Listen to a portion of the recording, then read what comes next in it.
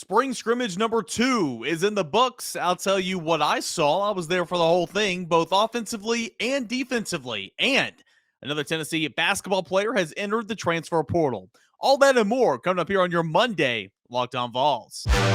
You are Locked On Vols, your daily podcast on the Tennessee Volunteers. Part of the Locked On Podcast Network, your team every day. Hey everybody, what is going on? I am Eric Cain, the host here of Locked On Vols. Welcome into a new week of shows. Locked On Vols, your team every single day, your first listen every single day as we chat Tennessee Volunteers, football, basketball, baseball, recruiting, and all the like. Again, thanks so much for making Locked On Vols your first listen. It's on YouTube and wherever you find your podcasts, available for you each and every morning. Don't forget, Twitter Tuesdays coming up tomorrow, so get me in those questions, comments, concerns. DMs are open at _Cainer and at Locked On Vols. And if you're new to the show, welcome. I do radio in Knoxville, Tennessee, and I write for the rival site, VolQuest.com, covering the University of Tennessee. So we're going to talk offense here, then we'll get the defense, then we'll talk a little hoops news from over the weekend. Tennessee held its second spring scrimmage of spring practice, and of course, this is kind of in place of the orange and white game. Wasn't able to have it this year. Neyland Stadium is currently under strenuous renovations, and there's no way you could play a game there right now. And they tried to have it in Nissan Stadium, but the Garth Brooks concerts kind of wiped that out for the date they had planned. So instead of doing all this, they kind of did the all-vol weekend where they, of course, they had baseball against Missouri, who just capped off another sweep, best start in SEC history. So that's very noteworthy, not just for the University of Tennessee in the SEC. This is for SEC history, best start ever. So that is awesome stuff from Tony Vitello's club. But you had baseball going on. You had the Tennessee relays for track and field. You had soccer. You had some tennis going on as well. But you also had the spring scrimmage to where they would open it up for media. It was also Parents Weekend, and they had tons of recruits on campus. And they broadcasted it over to the Volunteer Village to where fans could go and watch it exclusively. It was not held anywhere online. It wasn't broadcasted on the SEC network, but it was for fans to go in the Vol Village. So unless you were in the Vol Village, and unless you were a part of the media standing out there with me for about the hour and 15, 20 minutes or so, you didn't get to see this spring practice. I was there, and let me tell you what I saw. First, we'll talk a little offense. Well, first, before you get to that, it was a spring scrimmage, okay? So many players were out, okay, and we'll go over that here in just a moment. You never want to take anything. You want to take everything with a grain of salt, what I'm trying to say, because a lot of these situations where coaching created in terms of backing up the offense deep in its own territory, down and distance type, third and long, third and short, whatever the case may be. And again, there was just so many guys who were banged up and bruised, and you can't hit the quarterback. You know how much or how very important the quarterback is into the run game. So all that was, kind of you were kind of having to deal with that this weekend. So if you watched it, don't take everything with a grain of salt. If you're listening to me right now, again, take everything with a grain of salt. Offensively, players who were not in action, not as bad as defense, but still some notable players who were not in action from over the weekend. Cooper Mays did not play. Dane Davis did not play. Jabari Small did not play. Princeton Fant did not play. Cedric Tillman did not play, nor did freshman receivers Chaz Nimrod or Cameron Miller. Most of these guys were, very precautionary. We knew that Jabari Small hadn't been practicing lately. We knew Princeton Fant's no contact. Cedric Tillman wasn't out there the last time we had practice. Cooper Mays, we didn't know was going to be out. But again, most of this was all precautionary. So for the offense, the first unit, I'm putting that in quotation marks, the first group that was out there, left to right on the offensive line was J.J. Crawford at left tackle, then Ollie Lane.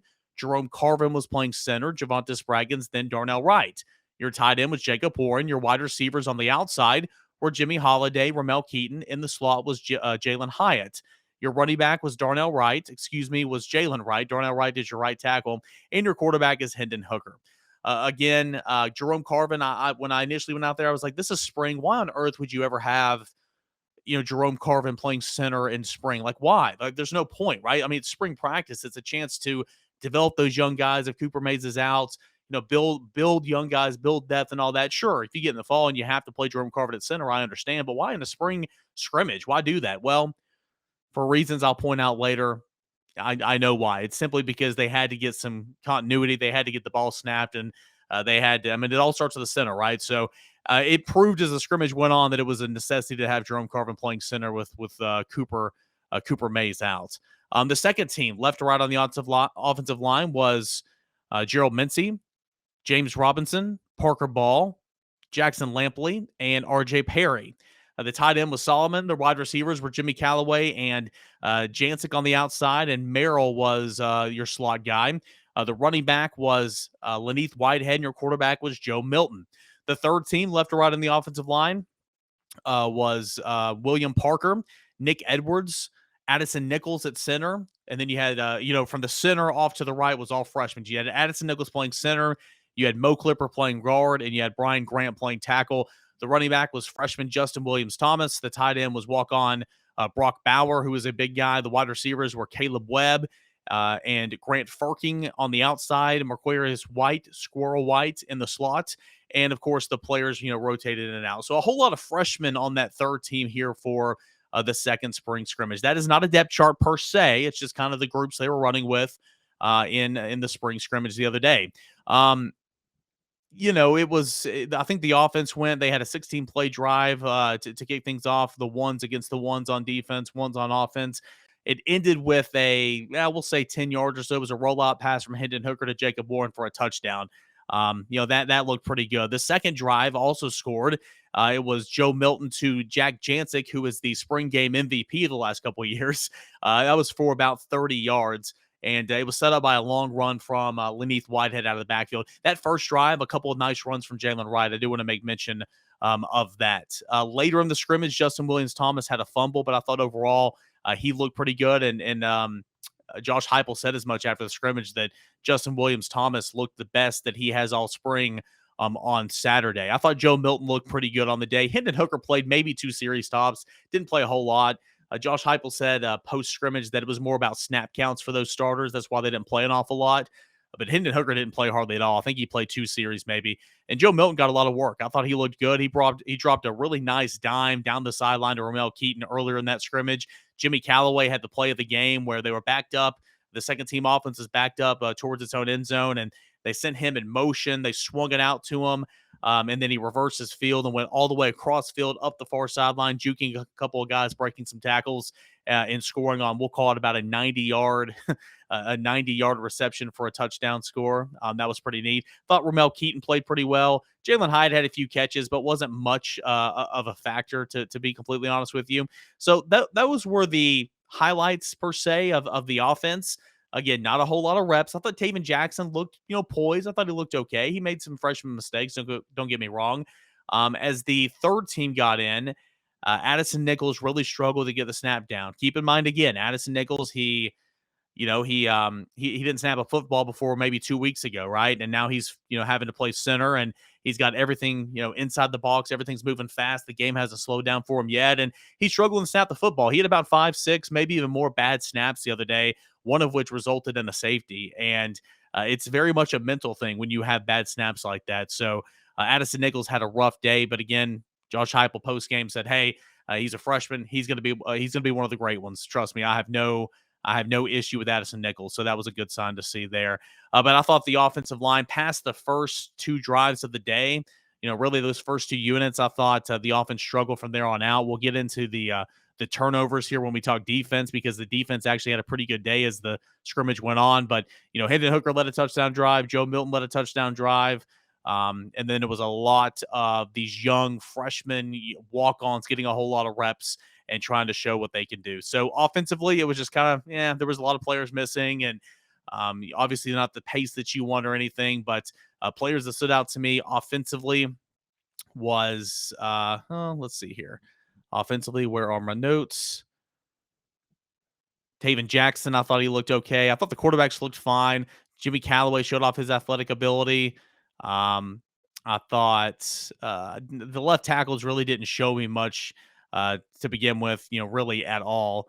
Whitehead looked really, really good. I thought Jalen Wright, when he was in the game, looked good. Keaton looked okay. I thought Joe Milton probably looked the best of anybody, but again, a small sample size. So that is my big takeaways offensively. It was a scrimmage that started, with sleet and snow, and by the time it was over, the sun was out, and it was in the mid-50s with a ton of wind. So typical East Tennessee fashion, right? Nothing to draw big time conclusions for. It was just looked like a team that was in its 11th practice overall. It was very sloppy. The pace wasn't where it needed to be, but some guys went out there and made some athletic plays, and the first offensive line unit and the first defensive line unit looked pretty good, and those are all veterans, so that's kind of what you'd expect.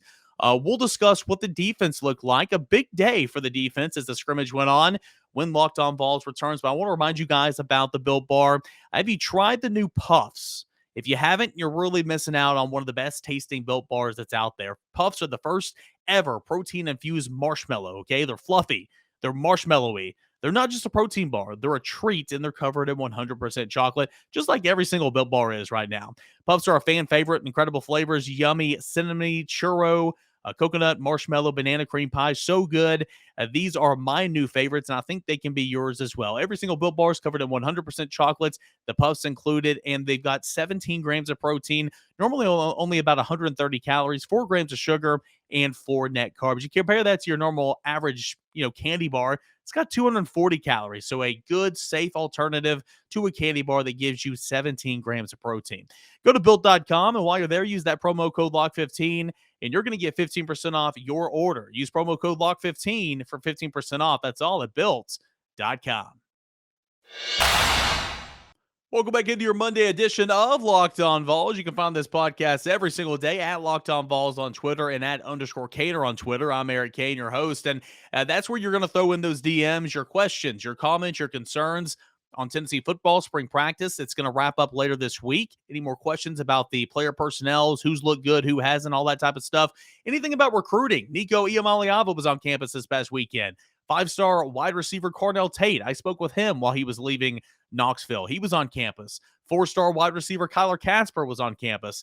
Tons and tons of highly touted prospects were on campus. Of course, we have all that coverage at volquest.com. But if you guys have any questions on recruiting for Twitter Tuesday, throw them at me. Tennessee basketball, a lot of movement. Tennessee baseball, number 1 team in the country.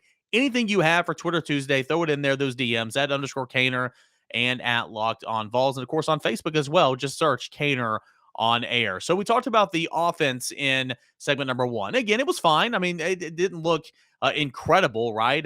It's just so hard to draw, any type of significant takeaways from a spring scrimmage like that because so many players were out. I mentioned the ones on offense who were out. Cooper Mays.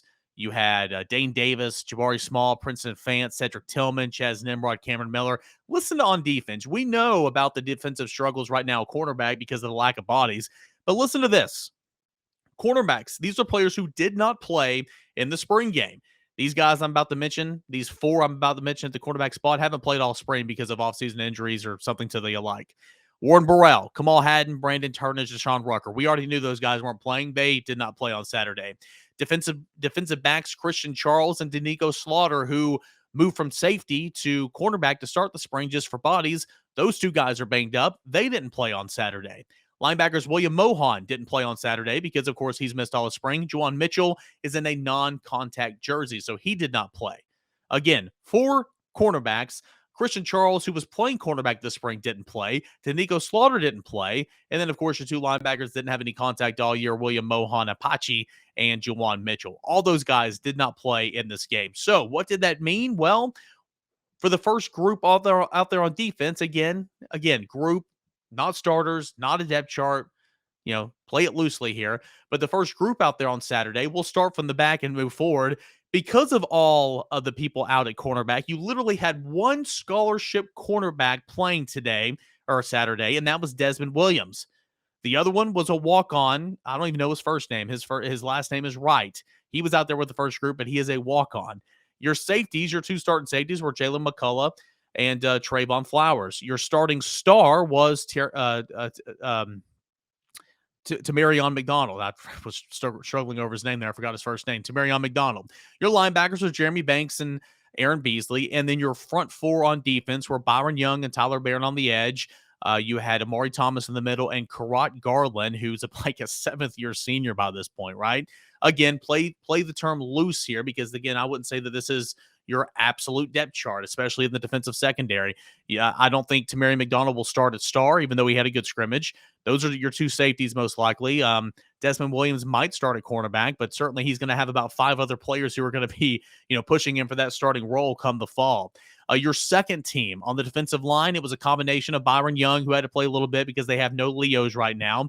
You had Roman Harrison, who played Leo. Elijah Simmons was in there with that second group in the interior defensive line. Amari McNeil, Karat Garland was back in there a little bit. You had Dominic Bailey, who is now a veteran in the interior, and you had Bryson Eason. That was kind of a combination of those guys were your second team defensive linemen. Your linebackers were Aaron Willis and Pat Garland. Your defensive backs were all walk-ons, again, because you have no depth in the secondary right now for the spring. Keep in mind, you do have Jordan Thomas coming in. You have Christian Harrison coming in. You have Wesley Walker coming in, the transfer for Georgia Tech. Tennessee will probably look to add to some more guys in the secondary via the transfer portal. But for the spring, with all the injuries you're suffering with right now, when you get to the second team, it was literally all walk-ons. Cheyenne LaBruza was actually at safety. And then Jackson Hanna, who is a walk-on linebacker from Nebraska, was playing the star position. Again, you had Tim Banks earlier this week and Brian Jean-Marie speak about how he played out in space a whole lot at Nebraska, so it's a good transition for him. Well, he's been playing star this spring because Tennessee has no other bodies. Your third team, freshman defensive linemen Tyree West and Jordan Phillips were on that defensive line. Elijah Herring was at linebacker. Those were the only 3 scholarship players usually out there with the third team defense, okay? And all 3 of those guys played very, very well. So big things I picked up on. It was kind of offense early in the scrimmage with the first 2 units scoring touchdowns. After that, it kind of got wild there as the defense really started to take over. Again, reminder, Hendon Hooker didn't play much, maybe a series or 2 at the most. The defense managed 3 touchdowns on the day and a safety. That's big. The latter came on a bad snap from Addison Nichols that was fallen on by a defensive lineman. It was set up earlier by a Jordan Phillips sack.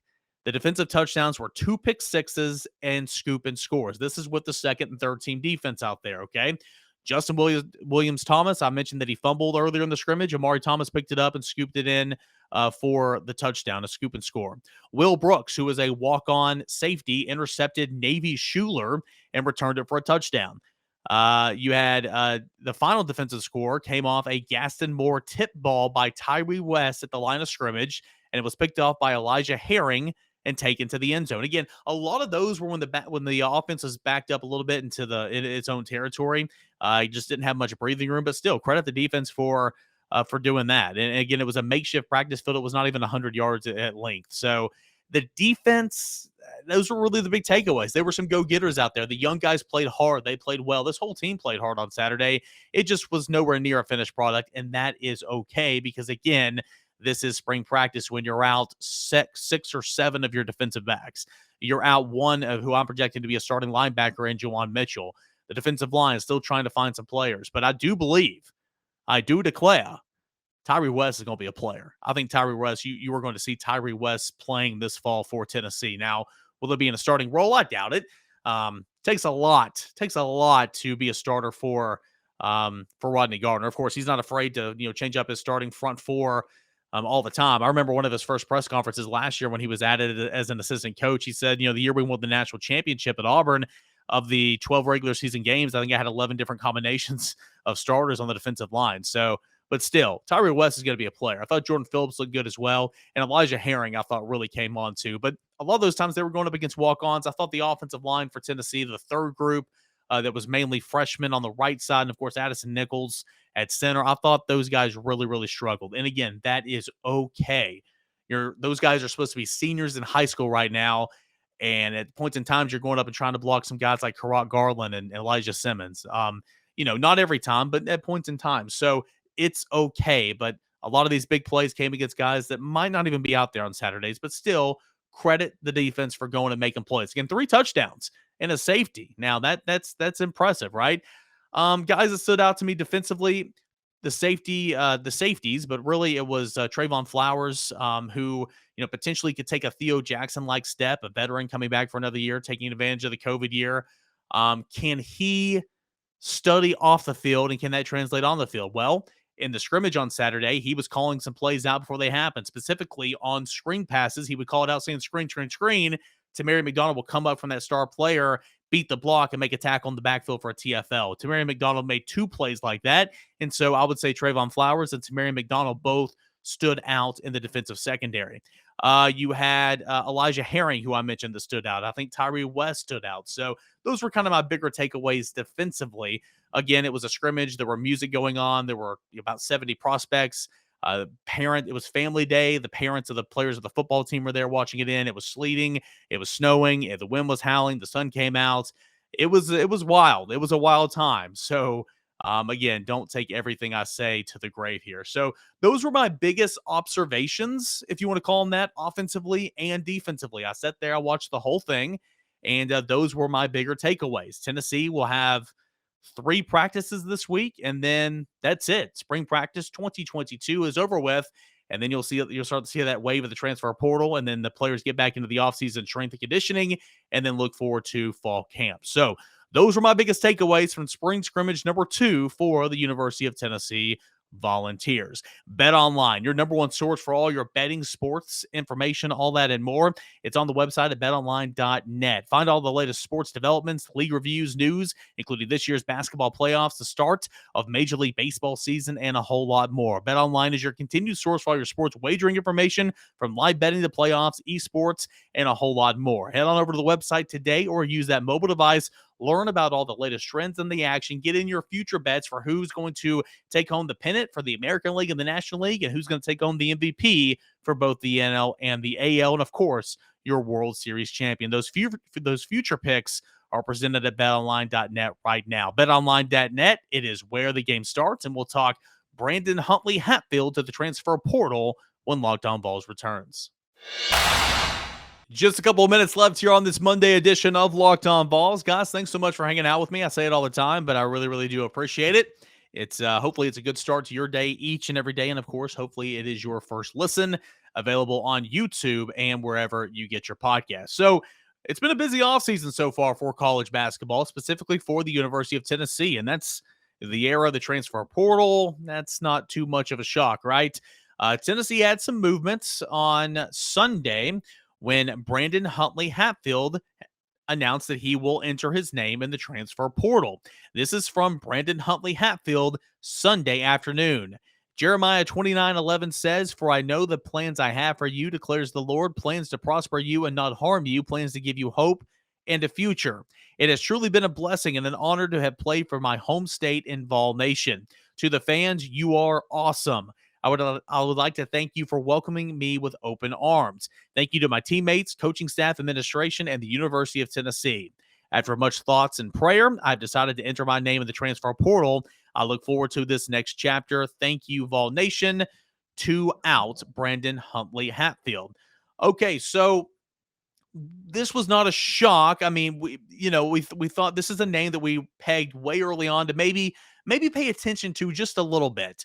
Nothing was for certain or anything like that, but a name to maybe pay attention to just a little bit. And of course, it came out on Saturday that this was an impending move, and then it was made official on Sunday that Brandon Huntley-Hatfield was going to the transfer portal. This is a guy that in his lone season in Knoxville as a true freshman, he played in 35 games. He averaged just shy of 3 rebounds a game, just shy of 4 points per game. He shot 45% from the field, and that's about it, right? His role increased as the year went on. It truly did. And you kind of saw him and Jonas Adu kind of flip-flop playing times towards, the end of the year. But here's my thing about Brandon Huntley-Hatfield. I think he got frustrated at his lack of use early on in the season.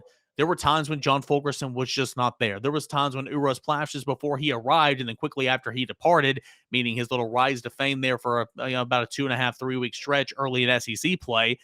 You could have used Brandon Huntley-Hatfield. There were blowout wins in non-conference play when you should have played Brandon Huntley-Hatfield. Rick Barnes, man, he's been doing it. He knows more basketball. He has forgotten more basketball than I will literally ever know. He's been doing it forever. But why did you not play him early in those non-conference games? Why did you not play him early in the SEC schedule? Because you did need him later in the season. You truly did. And then, look, this is just one example, but it's the example that knocked Tennessee out of the March Madness tournament. You had no inside presence whatsoever. No inside presence. And it would have been great from Brandon Huntley-Hatfield had he gotten some more PT and some more minutes early on, but it could have turned into something, right? I mean, he had a couple of nice games. He scored 11 against Kentucky in that blowout loss at Rupp Arena early on. He had a couple other bright moments where he was really starting to come on, and he did improve. But I think it feels like he wasn't happy with the situation the entire year, and ultimately, had conversation with the coaching staff. I guess it didn't go well, and now he has entered the transfer portal. So, it just kind of is what it is right now. This is the era of the transfer portal, specifically in basketball, because the rosters are so minuscule compared to football. Just a couple of moves and your team looks completely different, right? So Brandon Huntley-Hatfield has gone to the transfer portal. Victor Bailey Jr. has gone to the transfer portal. Quentin DeBunje, to my knowledge at the time of this recording, he hasn't officially gone to the transfer portal, but I believe he's going to transfer, and Rick Barnes said as much Thursday when he met with the media that he's going to follow Mike Schwartz to East Carolina. Rick Barnes said that it wasn't official, but he believes that's what's going to happen. So it'll be interesting. Santiago Vescovi is going to test the NBA waters. He still has his eligibility. He can come back. Rick Barnes also said on Thursday of last week that Josiah Jordan-James will do that as well. So then that's expected. Go through the process. Go to the NBA Combine if you're allowed to. Hear back from people, all that and more, and figure it out, and then decide if you want to come back or not. Which I expect both Vescovi and Josiah Jordan-James to both come back. But Kennedy Chandler has already declared for the NBA draft. And then John Fulkerson, of course, has exhausted all of his eligibility. So, that's at least 1, 2, 3, 4 for sure that are already gone. And then Quentin DeBunje is just all but official. So that's probably 5 guys from this past season that you're looking to say goodbye to, and you'll have to replace via the transfer portal or through traditional, of course, recruiting. BJ Edwards, point guard is going to come in, of course. What's this team going to look like? It's going to look a little bit different, right? But if you have the core of Josiah Jordan-James, Santiago Vescovi returning, I do believe you're going to be just fine. Jonas Adu should take another step. Uros Plavsic will be there to continue his role. Can he continue to get better and better? Because he has improved since he's been at Tennessee, but how big of a step can he potentially make? Can Zakai Ziegler and BJ Edwards, patchwork that point guard position that Kennedy Chandler's leaving with? And I think the world is Zakai Ziegler. I do, but I was talking with somebody over the weekend. Like, my thing is, Zakai Ziegler played his role so well for the University of Tennessee this past season. How will he play the starting point guard role? Will it be well or will it be different? I mean, coming off the bench, his defensive presence, he was playing starter minutes, but he was the sixth man, of course. His defensive presence, his pesky attitude, his ability to knock down a couple of threes in a row and really spark plug this Tennessee offense, this Tennessee team. He was so great at that role. Now you take him out of that role and you put him in a starting point guard role. What's it going to look like? Can Tennessee go get a veteran point guard to potentially split the duties there with those guys? Maybe BJ Edwards, they all three, BJ Edwards, Zakai Ziegler, and veteran point guard, split the point guard duties, but you could still bring Zakai Ziegler off the bench in that role. I don't know. We'll have to see. There's plenty of talk of guys in the transfer portal right now potentially coming to Tennessee. We'll see, but it's very busy. And it just seems so much more busy, but really when you put it into context, it's probably about the same, to football, but it just seems a lot more busy because the rosters are so much smaller. But Brandon Huntley-Hatfield entering the transfer portal, he announced that on social media on Sunday afternoon. All right, that's going to do it here for this Monday edition of Locked On Vols. Don't forget, Twitter Tuesday's coming up tomorrow. Get me in your questions, your comments, your concerns, Tennessee football, spring practice, recruiting, baseball, basketball, anything you got. Twitter Tuesday, those DMs are open at _Cainer and at Locked On Vols, and on Facebook at Cainer on Air. And you guys can find me on Instagram if you want to. I'm there as well. Just search my name. Guys, thank you so much for everything you're doing. The NFL Draft is right around the corner. Dive into the Locked On NFL Draft. They bring the front office to life every single day. They diagnose every prospect entering the draft, and they give you all that information that you need. It's the Locked On NFL Draft. Give that a listen. Make that your second listen right after Locked On Vols, which, of course, is listen number 1, your first listen each and every day. Guys, thanks so much. Really, really do appreciate it. And until tomorrow, you guys enjoy the rest of your Monday, everybody.